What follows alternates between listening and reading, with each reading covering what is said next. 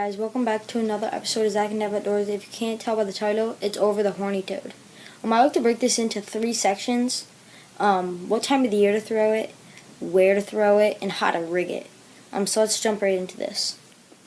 So the time of the year I like to throw it is the spring and summer. The color I like to throw in the spring is all black because when the frogs come out from like hibernation and where they've been all year, they're black because they haven't been in much sunlight. So I like to go with the all black horny toad. Or I will throw a black and chartreuse. It's optional, whatever you like to do. Sometimes I like to throw the chartreuse a little more because it gives it a little color. In the summertime, you could throw the brighter colors if you need to or if you want to, but I stick to dark year-round. So now, let's move on to the next category. So where I like to throw this bait is where the lily pads were the past summer, because frogs are already looking to see if those lily pads are up yet, and they're going to try to get on them, and also to see even if the bass are there.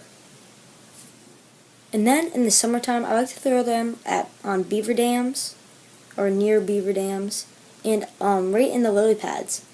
Because if you don't know, frogs like lily pads, and that's just another great spot to throw that bait. And finally, the last category is how I like to rig that bait, and what rod and line I like to use. So right here, I have a Shakespeare Agility 6'6" rod with a 6-to-1 gear ratio with 30-pound spider wire, stealth wire braid.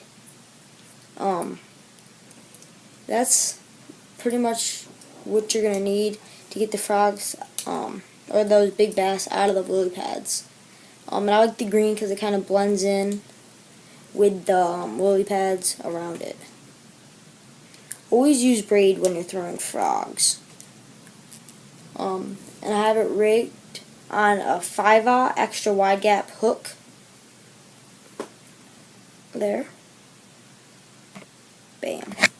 I like to use that because it makes a little commotion under the water, and then when the frog's legs are paddling, it looks like it's swimming, so it's pretty active.